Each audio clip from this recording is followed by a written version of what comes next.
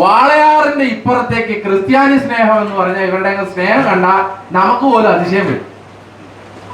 വാളയാറിനപ്പുറം ചെന്നാൽ അപ്പൊ പറയും, അയ്യോ ക്രിസ്ത്യാനി, ഇവനെ ഈ നാട്ടിൽ നിന്ന് തുരത്തണം, കാരണം ഇവനാണ് ഈ നാട് കുട്ടിച്ചോറാക്കുന്നത്. ഇവന് മദർ തെരേസ എന്ന് പറഞ്ഞാൽ ഈ രാജ്യത്ത് ഡ്രഗ്സ് ബിസിനസ് നടത്തിയവരാണെന്നാണ് RSS പറഞ്ഞത്. മദർ തെരേസ എന്ന് പറഞ്ഞാൽ ഈ രാജ്യത്ത് പുണ്യവതിയായ സ്ത്രീയല്ല, മറിച്ച് ഈ നാട്ടിൽ മതപരിവർത്തനം നടത്തിയ ലേഡിയാണ് എന്നാണ് RSSകാർ കാലങ്ങളായി പറഞ്ഞത്. പക്ഷെ ഈ വാളയാർ ഇങ്ങ് കഴിഞ്ഞാൽ പിന്നെ BJP-കാരന്റെ കയ്യിലൊക്കെ പൂമാലയുണ്ട്, പൊന്നും കുരിശുണ്ട്. കഴിഞ്ഞ ദിവസം എന്താ കുരുത്തോലയും വെച്ചോണ്ട് ഒരുത്ത് നിൽക്കണം. പ്രിയപ്പെട്ടവരെ, നിങ്ങളൊന്ന് ആലോചിക്കുക. കഴിഞ്ഞ ദിവസം ചരിത്രത്തിൽ ഇന്നേ വരെ ഡൽഹി സേക്രഡ് ഹാർട്ട് പള്ളിയിൽ നിന്നിറങ്ങുന്ന ഓശാന ഞായറിന്റെ കുരുത്തോല പ്രദക്ഷിണം നടക്കാതിരുന്നിട്ടില്ല. ചരിത്രത്തിൽ ഇന്നേ വരെ. നിങ്ങൾ ആലോചിക്ക്, ഇതിലും വലിയ ഭീകരാക്രമണം ഡൽഹിയിൽ നടന്നല്ലോ, പാർലമെന്റ് ഹൗസ് ആക്രമിച്ചല്ലോ, ബോംബെ നഗരം മുഴുവൻ ആക്രമിച്ചല്ലോ. അന്നൊന്നുമില്ലാത്ത സുരക്ഷാ പ്രശ്നം ഇന്ന് എങ്ങനെയാണ് ഡൽഹിയിൽ ഉണ്ടാകുന്നത്? ചരിത്രത്തിൽ ആദ്യമായി ഡൽഹി സേക്രഡ് ഹാർട്ട് പള്ളിയിൽ ഓശാന ഞായറാഴ്ച ഉണ്ടായിരുന്ന കുരുത്തോല പ്രദക്ഷിണം നടന്നില്ല. പക്ഷേ ക്രിസ്ത്യാനികളോടുള്ള സ്നേഹമാണ്. ഇന്നിപ്പോ ഏതായാലും മുനമ്പം വിഷയത്തിൽ ഒരു തീരുമാനമുണ്ട്. മന്ത്രി കിരൺ റിജുവിനോട് എറണാകുളത്ത് വന്നപ്പോ പത്രക്കാർ ചോദിച്ചു, ഈ വഖഫ് ഭേദഗതി കൊണ്ട് മുനമ്പം വിഷയം തീരുമോ എന്ന് ചോദിച്ചപ്പോ പുള്ളി പറഞ്ഞു, അത് തീരില്ല, നമ്മൾ സുപ്രീം കോടതി പോയി കേസ് നടത്തണം എന്ന് പറഞ്ഞു. അപ്പൊ അതോടുകൂടി ഏകദേശം തീരുമാനമായി. മുനമ്പത്തെ സമരസമിതിയുടെ പ്രസിഡന്റായ BJP-കാരൻ പറഞ്ഞു, ഇതൊരു കൊലച്ചതിയായി പോയി എന്ന് പറഞ്ഞു. BJP-കാരൻ തന്നെയാ പറഞ്ഞത്. പ്രിയപ്പെട്ടവരെ, നിങ്ങളൊന്ന് ആലോചിക്കുക. ഈ നാട്ടിൽ മുനമ്പവുമായി ബന്ധപ്പെടുത്തിക്കൊണ്ട് ഈ നാട്ടിലെ മുസ്ലിങ്ങളെയും ക്രിസ്ത്യാനികളെയും തല്ലി തീർക്കാൻ വേണ്ടി അല്ലെങ്കിൽ വിഭജിക്കാൻ വേണ്ടി BJP നടത്തിയ ശ്രമം എത്രമാത്രമാണ്? നിങ്ങൾക്കറിയാം എന്താണ് മുനമ്പം വിഷയം? എന്താണ് മുനമ്പം വിഷയം എന്ന് പറഞ്ഞാൽ വളരെ സിമ്പിളാണ്. കാരണം 1950 സിദ്ദിഖ് സേട്ട് എന്ന് പറയുന്ന ഒരാള് വഖഫായി 600 ഏക്കർ ഭൂമി കൊടുത്തു. ഈ വഖഫായി ഭൂമി കൊടുക്കുമ്പോൾ ഒരു പ്രത്യേകതയുണ്ട്. എന്താണ്? അതിനകത്ത് ക്ലോസ് വെക്കാൻ പറ്റില്ല, ഒരു കണ്ടീഷൻ വെക്കാൻ പറ്റില്ല. പക്ഷേ ഈ സിദ്ദിഖ് സേട്ട് വഖഫായി ഈ ഭൂമി ഫറൂഖ് കോളേജിന് കൊടുത്തപ്പോ കണ്ടീഷൻ വെച്ചിട്ടുണ്ടായിരുന്നു. അതുകൊണ്ട് തന്നെ വഖഫ് അല്ലാതായി മാറി. ഫറൂഖ് കോളേജ് ഈ ഭൂമി വിറ്റു. വിറ്റത് ആർക്കാണ്? മുനമ്പത്തെ സാധാരണപ്പെട്ട ആളുകൾക്കാണ്. അവര് കാശ് കൊടുത്ത് ഈ ഭൂമി മേടിച്ചു. അങ്ങനെ ഒരു കുഴപ്പമില്ലാതെ അവർ കാശ് കൊടുത്തു മേടിച്ച ഭൂമിയിൽ അവർ അധിവസിച്ച് അവർ കരമടച്ചുകൊണ്ടിരുന്ന സ്ഥലത്ത് ആദ്യമായി പ്രശ്നം ഉണ്ടാകുന്നത് എപ്പോഴാണെന്നറിയോ? ആദ്യമായി 2008 VS അച്യുതാനന്ദൻ സർക്കാർ ഇരിക്കുമ്പോൾ നിസാർ കമ്മീഷൻ എന്ന് പറയുന്ന ഒരു ഏകാംഗ കമ്മീഷൻ നിയോഗിച്ചു.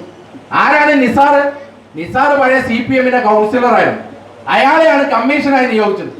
അയാൾ 2008 എഴുതി വെച്ചു, മുനമ്പത്തെ 600 ഏക്കർ ഭൂമി എന്ന് പറയുന്നത് വഖഫാണ്, ഇത് പരിശോധിക്കണം എന്ന് എഴുതി വെച്ചു. 2011 ഉമ്മൻചാണ്ടിയുടെ സർക്കാർ വന്നല്ലോ. 2011 ശ്രീ റോജി M. ജോൺ ഇവിടെ MLA ആയിരുന്നല്ലോ. അന്നൊന്നും ഇവിടെ ഒരു മുനമ്പം നിവാസിക്ക് കരമടയ്ക്കുന്നതിന് പ്രശ്നം ഉണ്ടായില്ല. അവരൊന്നും സമരം ചെയ്തില്ല. പിന്നെ എപ്പോഴാണ് പ്രശ്നം ഉണ്ടായത്? അത് വീണ്ടും പ്രശ്നമാകുന്നത് 2018-ലാണ്. 2018 ആരാ ഭരിക്കുന്നത്? ഈ പിണറായി വിജയൻ. ഇവരെന്ത് ചെയ്തു? സംസ്ഥാന വഖഫ് ബോർഡിനെ കൊണ്ട് കോടതിയിൽ ഒരു റിപ്പോർട്ട് കൊടുപ്പിച്ചു, ഈ ഭൂമി തിരിച്ചു പിടിക്കണം എന്ന്. അതുമാത്രമല്ല, ഇടപ്പള്ളി തഹസിൽദാർക്ക് സർക്കാർ ഒരു നോട്ടീസ് അയച്ചുകൊണ്ട് പറഞ്ഞു, ഇവർക്ക് കരമൊടുക്കാനുള്ള അനുമതി കൊടുക്കരുത് എന്ന് പറഞ്ഞു. ഇനി നിങ്ങൾ പറ, ആരാണ് മുനമ്പം വിഷയം ഉണ്ടാക്കിയത്?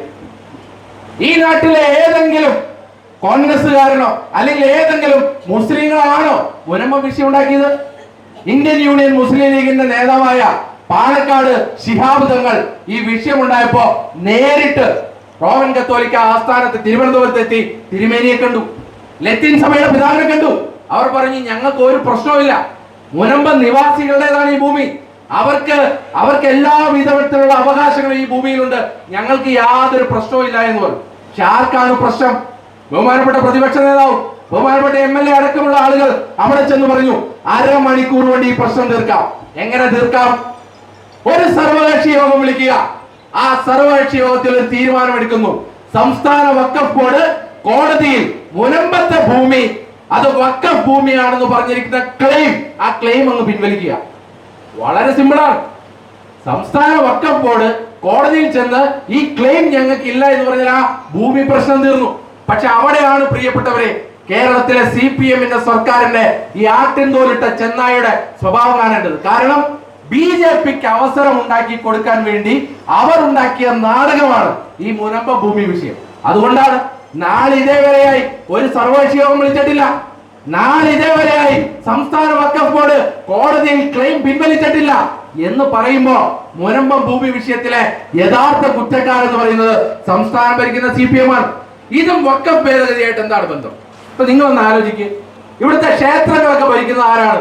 ദേവസ്വം ബോർഡുകളാണ്. ഈ ദേവസ്വം ബോർഡിൽ ഒരു ഹിന്ദു അല്ലാത്ത ആളെ ബോർഡ് കമ്മിറ്റി അംഗമായി നിയോഗിച്ചുകൊണ്ട് ക്ഷേത്രങ്ങളൊക്കെ അയാൾ ഭരിക്കണമെന്ന് പറഞ്ഞാൽ ഇവിടെ ആരെങ്കിലും സമ്മതിക്കൂ? ആദ്യം എതിർക്കാൻ പോകുന്നത് കോൺഗ്രസ് ആയിരിക്കും. കാരണം എന്താ? അത് കോൺഗ്രസിന്റെ നിലപാടല്ല. ഈ നാട്ടിൽ ഭരണഘടന എല്ലാ മതങ്ങൾക്കും അവരുടെ ആചാരങ്ങൾക്കും അവരുടെ സ്വത്തുക്കൾക്കും സംരക്ഷണം കൊടുക്കുന്നുണ്ട്. അതുകൊണ്ട് നമ്മൾ അത് എതിർക്കുമെന്നുള്ള കാര്യത്തിൽ ഒരു സംശയം വേണ്ട. ഇനി നാളെ ഞാൻ പറഞ്ഞല്ലോ, ഈ ക്രിസ്ത്യാനികൾക്ക് നേരെ ഒരു അക്രമം ഉണ്ടായ നിങ്ങൾക്കറിയാമല്ലോ, മണിപ്പൂരിൽ ആയിരക്കണക്കിന് ക്രിസ്തുമത വിശ്വാസികളെ തല്ലിയൊടുക്കാൻ ശ്രമിച്ചു. നൂറുകണക്കിന് ക്രൈസ്തവ ദേവാലയങ്ങൾ പൊളിച്ചു. നൂറുകണക്കിന് പാതിരിമാരെ കന്യാസ്ത്രീമാരെ ആക്രമിച്ചു. ഈ BJP-യുടെ പ്രധാനമന്ത്രി നരേന്ദ്രമോദി ഇന്ത്യൻ പാർലമെന്റിൽ ഒരു വാക്കുകൊണ്ട് എപ്പോഴെങ്കിലും ഈ അതിക്രമങ്ങളെ അപലപിച്ച് നമ്മൾ കേട്ടിട്ടുണ്ടോ? അവിടെയാണ് പ്രിയപ്പെട്ടവരെ BJP-യുടെ RSS-ന്റെ യഥാർത്ഥ ഉദ്ദേശം എന്ന് പറഞ്ഞാൽ ഈ രാജ്യത്തെ ഹിന്ദുത്വ രാജ്യമാക്കുക എന്നുള്ളതാണ്. അതിനുവേണ്ടി ആദ്യം ചെയ്യേണ്ടത് എന്താണ്? 15% വരുന്ന മുസ്ലിം സഹോദരന്മാരെ ഈ നാട്ടിൽ നിന്ന് കെട്ടുകെട്ടിക്കുക എന്നുള്ളതാണ്. നിങ്ങൾ ഒന്ന് ആലോചിച്ചു, 15% വരുന്ന മുസ്ലിം സഹോദരന്മാരെ ഈ നാട്ടിൽ നിന്ന് കെട്ടുകെട്ടിച്ചാൽ പിന്നെ 2% വരുന്ന ക്രിസ്ത്യാനിയൊക്കെ കെട്ടുകെട്ടിക്കാൻ പൂ പറിക്കുന്നത് പോലെ ലാഘവത്തിൽ ഈ RSS-കാരൻ ചെയ്യും. പ്രിയപ്പെട്ടവരെ, നിങ്ങളൊന്ന് ആലോചിച്ച് നോക്കിയേ. 947-ൽ ഈ രാജ്യം ഭരിച്ചിരുന്നത് RSS ആയിരുന്നെങ്കിൽ ഇന്ന് എന്താകുമായിരുന്നു അവസ്ഥ? ഈ രാജ്യത്ത് 80% വരുന്ന ഹിന്ദുവിനും 15% വരുന്ന മുസ്ലിമിനും 2% വരുന്ന ക്രിസ്ത്യാനിക്കും 0.2% വരുന്ന സിഖുകാരനും പാഴ്സിക്കും ബുദ്ധനും ജൈനനും ഈ രാജ്യത്ത് ഒരേ അവകാശമാണ്, ഒരേ അധികാരങ്ങളാണ്, ഒരേ ഭരണഘടനയാണ്. ഈ രാജ്യത്ത് എനിക്ക് അനുഭവിക്കാൻ സാധിക്കുന്ന എല്ലാ അവകാശങ്ങളും 0.2% പാഴ്സിക്കും ബുദ്ധനും സിഖുകാരനുമുണ്ട്. ഈ നാട്ടിൽ 80% ഹൈന്ദവനുള്ള അതേ അവകാശം 15% മുസ്ലിമിനും 2% ക്രിസ്ത്യാനിക്കുമുണ്ട്. അതുകൊണ്ടാണ് പ്രിയപ്പെട്ടവരെ ഈ രാജ്യത്തിന്റെ ഭരണഘടന മതേതര ഭരണഘടനയായതുകൊണ്ട്, ഈ രാജ്യത്തിന്റെ ഭരണഘടന സോഷ്യലിസ്റ്റ് ഭരണഘടനയായി ഈ രാജ്യത്ത് ഇന്ത്യൻ നാഷണൽ കോൺഗ്രസ് നിലനിർത്തിയത് കൊണ്ടാണ് നമ്മുടെ ഈ നാട് ഇത്ര സുന്ദരമായി മാറിയത്. അതുകൊണ്ടാണ് നമ്മൾ പറയില്ലേ, കാശ്മീർ തൊട്ട് കന്യാകുമാരി വരെ ഒരു മാലയിൽ കോർത്ത മുത്തുമണികൾ പോലെ 5000-ത്തിലധികം ജാതികളുള്ള ഉപജാതികളുള്ള ഈ നാടിനെ കോർത്തിണക്കി ഒറ്റക്കെട്ടായി നിലനിർത്തിയ പ്രസ്ഥാനത്തിന്റെ പേര് അത് ഇന്ത്യൻ നാഷണൽ കോൺഗ്രസ് എന്ന് മാത്രമാണ്.